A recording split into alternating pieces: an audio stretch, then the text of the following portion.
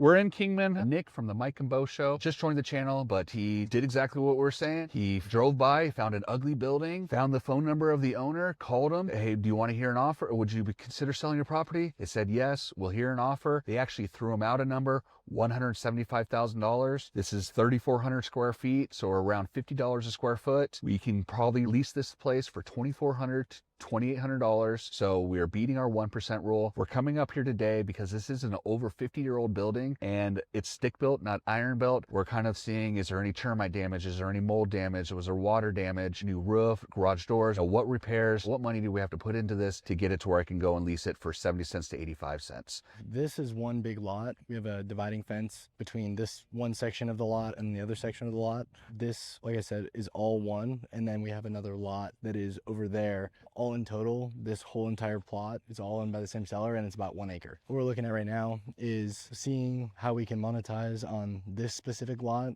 that other specific lot, and this building all separately, because we're not going to need to lease this lot and that lot to the same tenant. We could chop this up into vehicle parking or something along the lines of that. The key here is going to be getting it for the right price, as always, because there is a ton of work that's going to have to be done to that building. The entire roof is shot, and we walked on the flooring and it was like bouncing on a trampoline.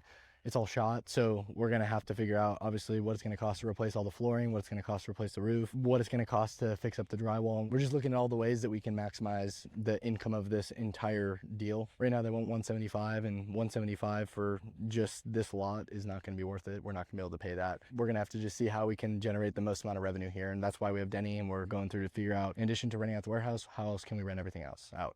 Should we tell him, hey, we want to go talk? And then my game plan is to go in and say, hey, I appreciate you letting us come and take a look around. We got all the pictures and videos we need. What we want to do is set up some times where maybe our contractors can look out, because before we waste any time and put in an offer, and we got to know what it's going to cost us to fix up, because we got this, and this. We can't buy it until we know what these cost, because the roof is going to be a huge expense, like you said. Coming behind you. Yeah.